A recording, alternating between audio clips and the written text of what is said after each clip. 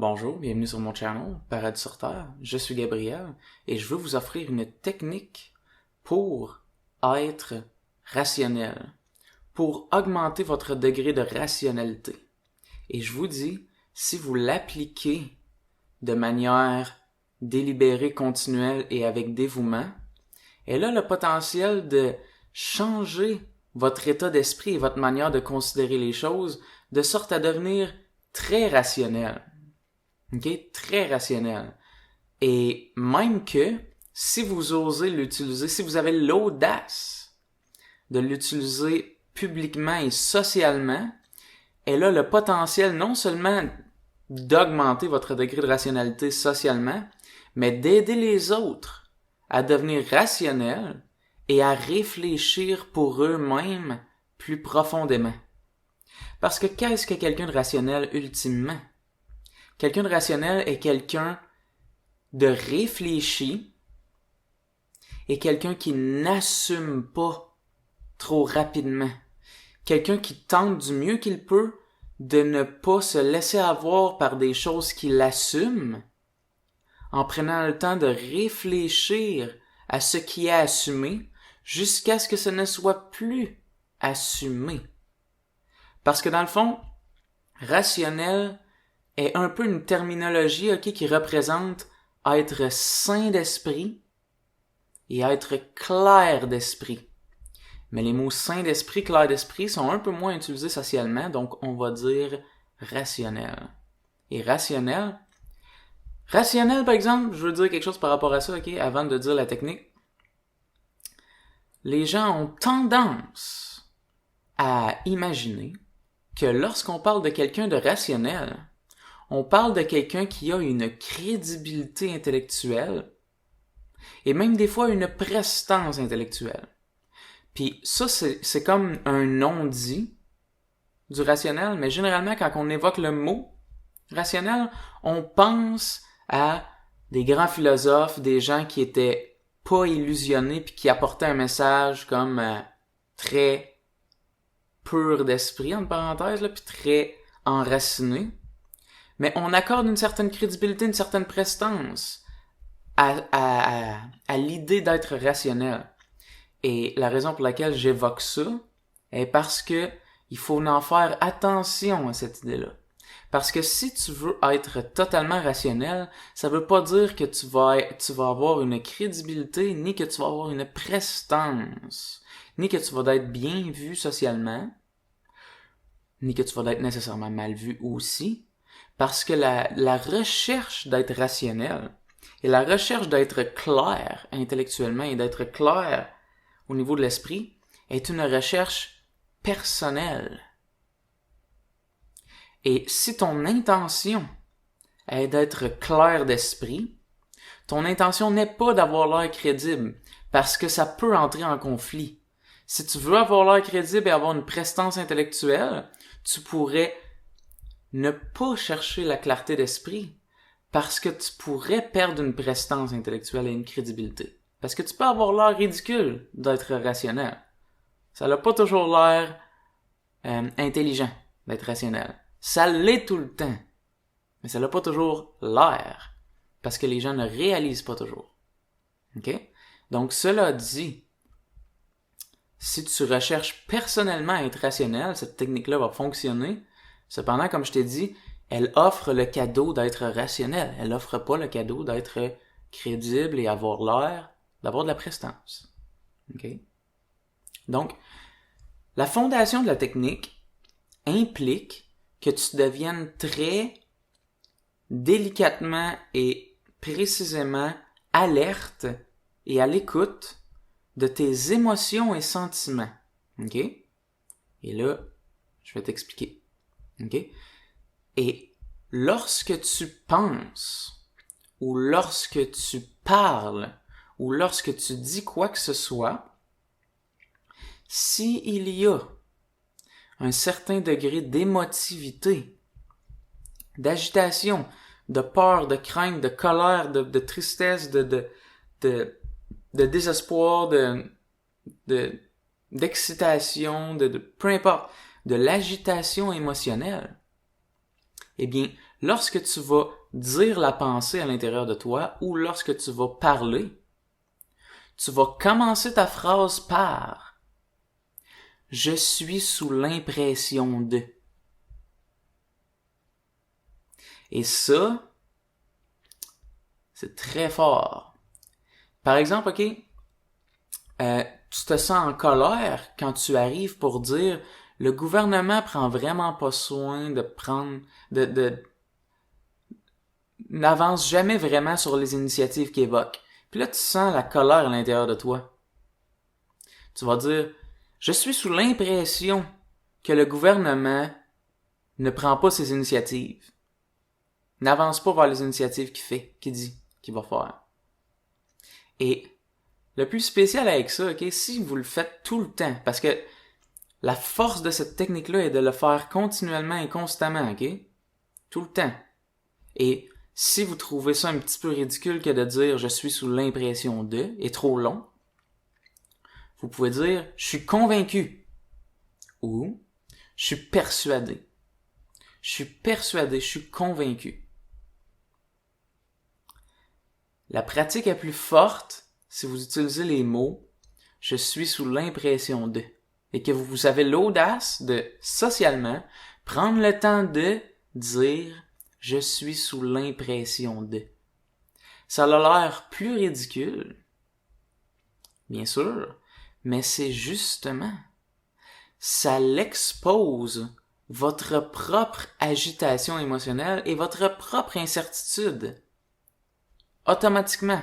Et en plus, comme j'ai dit, ça aide les autres autour de vous à devenir rationnels. Pourquoi? Parce que s'il y en a d'autres qui sont aussi en colère pour la même raison que vous, et que eux disent « le gouvernement prend pas d'initiative, le gouvernement fait pas ce qu'il doit faire », et vous, quand vous utilisez la technique, vous êtes en présence de ces gens-là, puis vous dites « je suis sous l'impression que le gouvernement prend pas d'initiative ».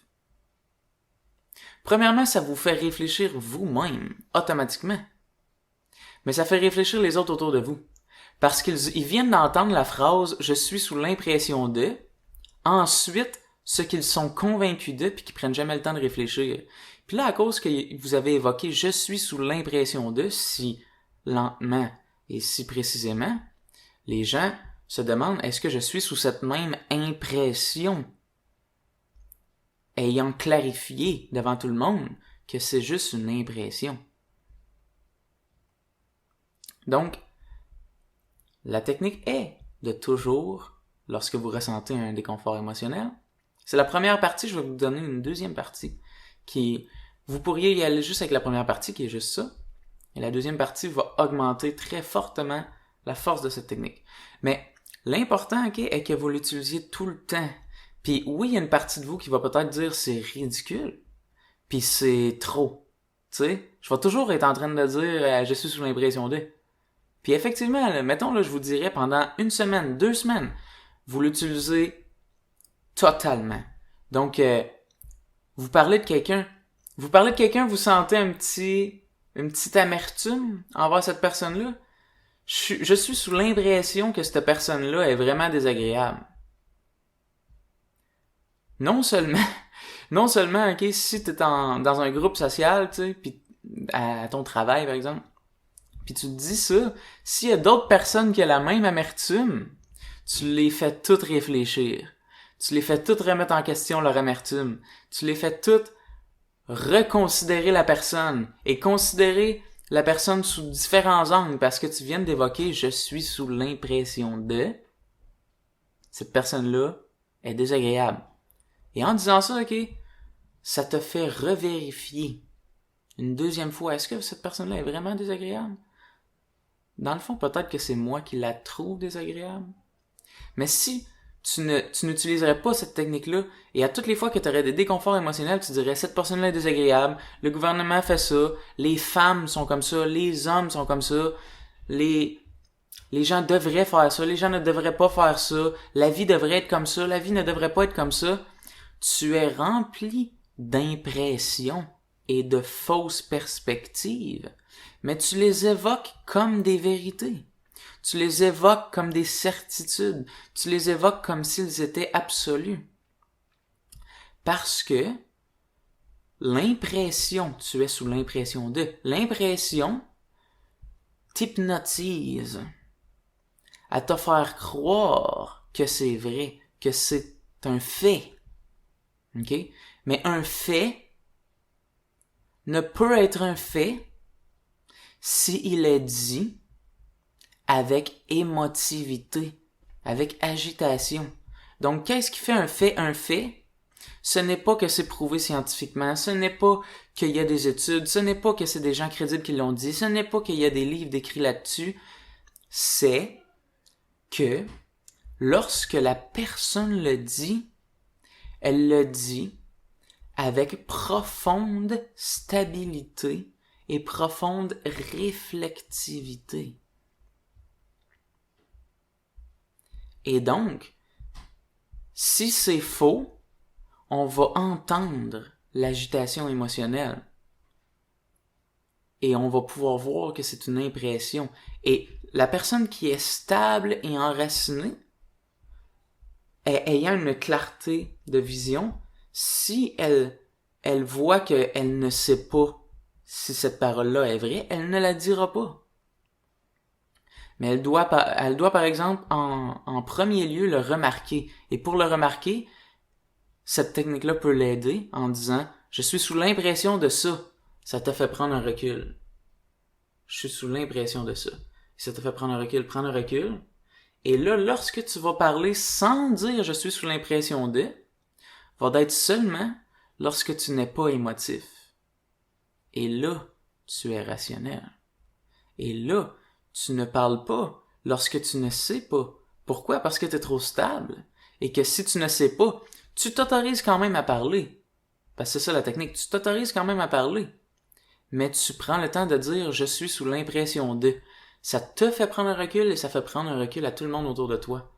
Et en plus, cette technique-là a la gentillesse de ne pas pointer du doigt, c'est-à-dire, dans la technique, on ne dit jamais « tu es sous l'impression de ». Parce que les autres n'ont peut-être pas envie d'être rationnels. Les autres n'ont peut-être pas envie de prendre le temps de réfléchir. Tu es celui qui entreprend le cheminement de la réflexion intérieure. Donc, si la personne devant toi n'a pas envie de réfléchir, tu ne vas pas lui dire « tu es sous l'impression de » si tu sens de l'agitation émotionnelle. Cependant, si ce qu'elle t'évoque te rend toi agité, toi tu vas dire « je suis sous l'impression que ». Si la personne dit les polices, c'est toutes des... J'ai pas envie de dire quelque chose de trop détrimental, mais les polices, c'est toutes des trous de cul, mettons, qui dirait ça. Puis là, tu sens de la colère en dedans de toi, puis t'as le goût de dire « ouais, c'est vrai, c'est toutes des trous de cul ». Mais là, tu dirais « aïe aïe ». Mettons il dit ça, là, tu le sens, tu dis « aïe aïe ». Personnellement, je suis vraiment sous l'impression que c'est toutes des trous de cul. Je suis vraiment sous l'impression que, ou sous la croyance, sous la persuasion que c'est des trous de cul. Tu viens de me faire réaliser ça. Je suis vraiment persuadé que ça en est. Et là, check. Lui, là, quand tu fais ça, là, toi, tu prends un recul, lui, il a le choix d'en prendre un ou pas. Peut-être qu'il va dire, non, moi, je suis pas persuadé, là. Je le sais. Là, quand il dit ça, ok, il vient de te dire, moi, j'ai pas envie d'être rationnel. Moi, j'ai envie d'être émotif. Ok. On demande à personne de l'être. Ok? Mais toi, tu le laisses être émotif, mais toi, tu dis, aïe aïe, je suis sous l'impression de. Puis les gens émotifs t'aident à te faire réaliser les impressions sur lesquelles tu te trouves. Parce que si quelqu'un d'émotif te rend émotif aussi, il te fait réaliser, oh, je suis sous l'impression de. OK? Donc, c'est ça la technique. Deuxième étape. La première étape, OK, c'est la technique au complet. La technique est complète. Mais la deuxième étape va augmenter la force de la première étape. OK? Et je vais vous la dire comme ça, OK? Elle est de ralentir le rythme des conversations ou ralentir le rythme de votre parole. Et qu'est-ce que je veux dire par là? Ce qui fait en sorte que l'on reste irrationnel n'est pas à cause qu'on n'a pas assez de connaissances, n'est pas à cause que on sait pas les bonnes affaires, ou ben, je viens de dire la même chose, est à cause que on ne réalise pas qu'on est agité émotionnellement parce qu'on va trop rapidement et qu'on parle et qu'on parle et qu'on parle et qu'on est comme un petit peu hypnotisé. Et à cause de ce genre d'hypnose-là, on ne réalise pas ce qu'on dit et on ne réalise pas que c'est complètement absurde et que c'est complètement irrationnel. Et même que on croit que c'est rationnel. La folie là, de l'irrationalité moderne est celle que plus tu es intensément émotionnel, plus tu es rationnel. Plus tu es intensément colérique et plus tu es intensément agité, plus c'est rationnel. Plus tu es fortement insécure par rapport au futur, plus c'est rationnel. Plus tu es fortement apeuré de ce que l'on dit par rapport aux tournures des événements et à ce qui se passe globalement, plus t'es rationnel. Mais c'est une twist,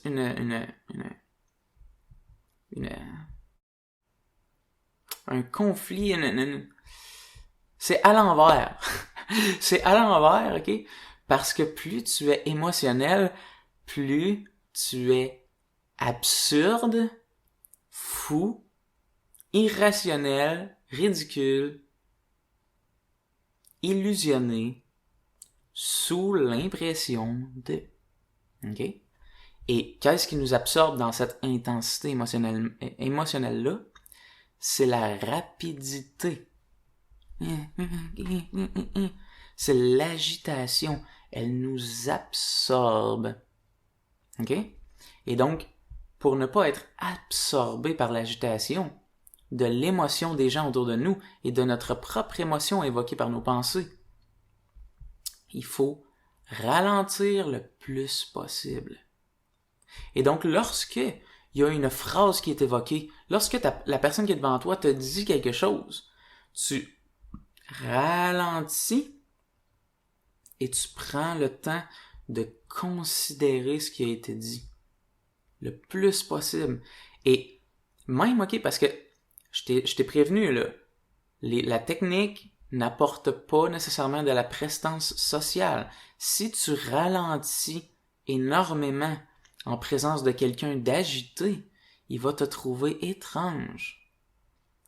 Parce que il est convaincu pendant qu'il est émotionnel que ce qu'il dit est totalement vrai. Et toi, là, juste le fait de ralentir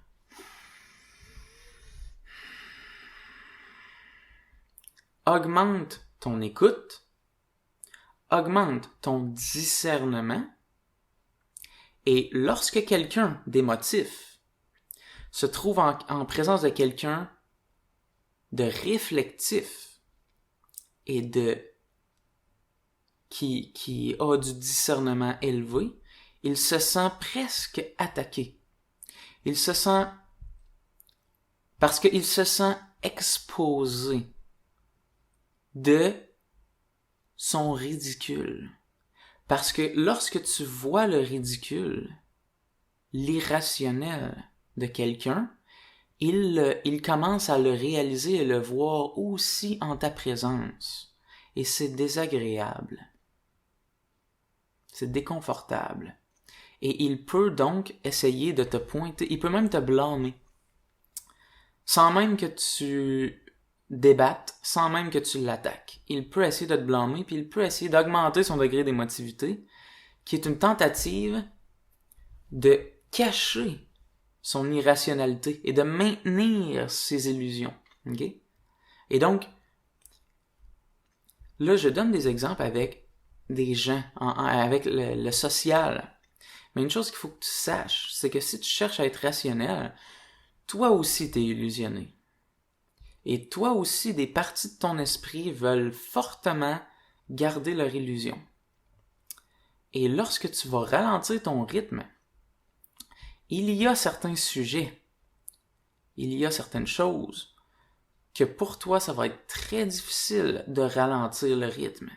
Et que l'émotion va être forte et va t'attirer et va t'empêcher de ralentir le rythme. Et va te faire oublier ta technique. Tu diras pas je suis sous l'impression de. Tu vas le dire comme si c'était vrai. Parce que ces sujets-là sont tes sujets à toi personnels qui sont particulièrement chargés émotionnellement pour plusieurs raisons. Il peut y avoir plein de raisons parce que si tu réalises qu'ils sont fausses, il y a des changements demandés à ta vie parce que les sujets les plus difficiles sont souvent les sujets qui ne sont pas juste des sujets de philosophie et des sujets intellectuels et des sujets que l'on parle de la société. Oui, ils ont leur degré de difficulté, mais les sujets les plus difficiles à devenir rationnels sont les sujets que si je réalise de manière rationnelle ce qui en est, il y a des implications directes et personnelles par rapport à ces sujets-là. Donc, si par exemple, j'ai des conflits avec ma femme, ok, et je parle à un ami par rapport au conflit avec ma femme, et ma tendance est, lorsque je suis avec mon ami, là, je me plains du comportement de ma femme, ok? Mais là, parce que j'ai décidé d'appliquer la technique, je ressens mon émotivité, puis j'ai l'audace, parce que ça demande de l'audace, du courage, ok? J'ai le courage de commencer ma phrase par « je suis sous l'impression de ». Je suis sous l'impression que ma femme m'écoute pas.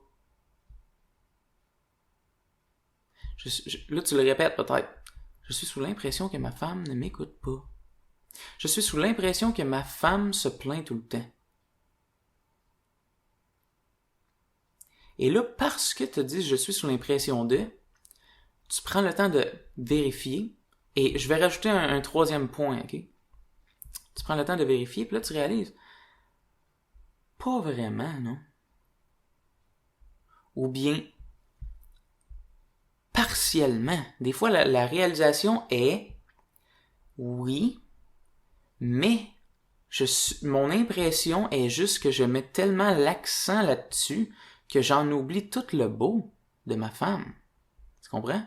Parce que je suis sous l'impression que ma femme est désagréable, ma femme est plaignarde, ma femme est... Mais je suis sous l'impression de, parce que je suis émotif. OK? Le troisième point est, encore une fois, il y a juste le premier point, t'en as assez. Puis on en revient toujours sur le premier point. Le deuxième est de ralentir le rythme, parce que ça augmente ta perspective que de ralentir le rythme, et donc t'aide à appliquer le point numéro 1. Et point numéro 3,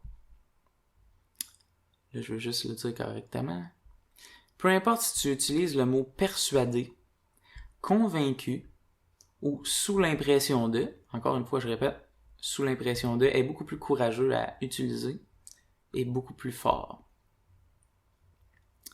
Vous allez vous rappeler sur une base constante et régulière, à toutes les heures, fréquemment, vous allez vous rappeler un peu comme un mantra, être sous l'impression de implique que je ne sais pas. Être persuadé implique que je ne sais pas. Être convaincu implique que je ne sais pas. C'est important ce point-là parce qu'encore une fois, il augmente le pouvoir du premier. Parce que si vous utilisez fréquemment « je suis persuadé »,« je suis convaincu », vous pouvez en arriver à « je suis persuadé, ça doit d'être vrai ». Je suis sous l'impression de, mais cette impression-là est probablement vraie. Je suis convaincu parce que c'est clairement vrai. De se rappeler le point numéro 3, d'être convaincu implique que je ne sais pas. D'être sous l'impression de implique que je ne sais pas. Être persuadé implique que je ne sais pas. En te rappelant ça, là, lorsque tu dis « je suis persuadé, je suis convaincu que, je suis sous l'impression que », ces mots-là, parce qu'ils sont secondés d'un mantra que vous répétez constamment qui est d'être persuadé « hey, hey », ça signifie que tu sais pas, rappelle-toi. Ça signifie que tu sais pas, rappelle-toi. Est-ce que tu vois, ce processus-là que je suis en train d'expliquer est un processus de déshypnotisme. Parce que tu remarques, il faut toujours se le rappeler. Il faut que je te donne, faut se donner une technique, ok, qu'on se rappelle constamment. Qu'on a une technique, on a littéralement une technique pour devenir rationnel. Donc, être rationnel, c'est pas si facile. C'est pas si facile. Il faut réaliser ce dont quoi on est sous l'impression de. Puis même plus loin que ça, de se rappeler que l'impression, ça signifie que je sais pas. Rappelle-toi, je sais pas. Donc, être rationnel est très vertueux. Être rationnel est vertueux. J'ai pris le temps de dire ça prend du courage. Pourquoi ça prend du courage? Parce que les gens peuvent trouver ça ridicule que tu sois rationnel. Parce que t'es pas émotif, puis eux autres, ils ont envie que tu sois émotif avec eux. Puis ça veut pas dire de pas avoir des émotions. Ça veut dire que tu sais que les émotions, comment ils perçoivent la vie, c'est avec des impressions. Ils sont impressionnés. Et c'est correct d'être impressionné tant que tu sais que t'es impressionné. Tu sais que t'es impressionné.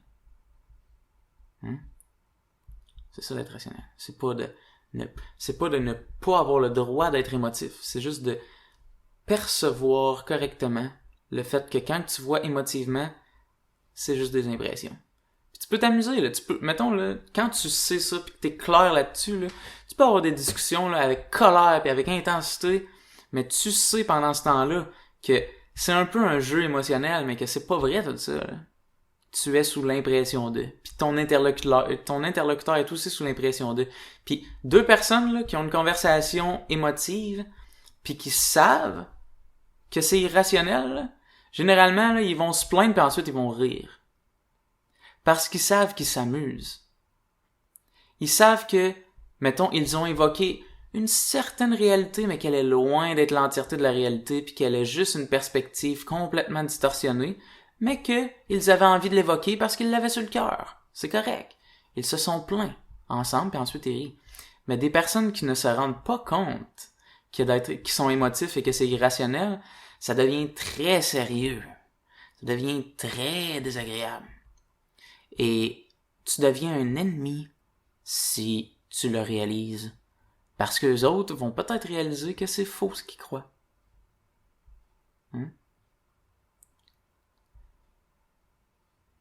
C'est ça. Donc voilà la technique. Vous pouvez l'appliquer. En passant là, mettons 4e point, qui n'est pas vraiment une application, ce 4e point-là, c'est un rappel. La force de cette technique dépend du degré d'implication de votre part dans la technique. Ce n'est pas de connaître la technique qui vous rend rationnel. C'est l'application. Et plus vous allez l'appliquer, plus vous allez continuellement vous rappeler « je suis sous l'impression de ». Et vous rappeler de ralentir pour réaliser que vous êtes sous l'impression de. Et de vous rappeler continuellement que être sous l'impression de implique que vous ne savez pas. Est-ce que vous voyez juste le fait que je l'évoque puis que j'en parle, ça rend plus rationnel. Parce que les idées qui vous passent par l'esprit pendant que vous m'écoutez, ou les sujets qui vous sont évoqués, on dirait que c'est plus clair tout d'un coup. Je suis sous l'impression de. Si en ce moment je vous parlerais hyper émotionnellement, puis que je parlerais des nouvelles, puis que je parlerais de ça, puis je parlerais hyper émotionnellement, puis on parlerait pas de ça, votre esprit, pendant qu'il y aurait des sujets qui viendraient, ok, il serait incité à apprécier le fait d'être émotionnel, puis à considérer ça comme vrai. Mais là, ici, on fait l'inverse. On se dirige vers être rationnel, sain d'esprit, clair d'esprit. Alright. Si vous voulez, après avoir appliqué cette technique-là pendant un certain temps, écrivez dans les commentaires votre expérience par rapport à ça pour partager aux autres comment ça vous a aidé, puis pour que les autres puissent voir qu'effectivement, c'est fonctionnel. Puis peut-être partager aussi, moi ce que je vous conseille, si vous êtes pour partager, de partager vos expériences sociales par rapport à ça. Ça va vous rendre un petit peu plus à l'aise de le faire socialement si vous savez qu'ensuite vous allez partager votre expérience avec d'autres personnes qui ont l'intention d'être rationnelles. Mais aussi, ça va aider les autres ensuite à voir qu'ils ne sont pas seuls à être rationnels en public et d'avoir l'air un petit peu ridicule. Et au moins, ils savent que, ok, je m'éloigne un peu des gens qui sont qui refusent d'être rationnels, mais au moins, il y a d'autres gens qui sont rationnels et je sais qu'ils existent, ces gens-là. Donc, je peux avoir confiance que je vais les rencontrer en étant plus rationnel. Parce qu'on a tendance, en cultivant le côté rationnel, à moins corrélater avec les gens plus émotifs, de plus en plus, dépendamment du sujet. Comme c'est un petit peu plus complexe, là, mais... Puis on finit par plus corrélater et mieux relater avec les gens plus rationnels, parce qu'on se comprend. Puis on a envie de devenir plus rationnel ensemble, et de s'entraider à le devenir ensemble.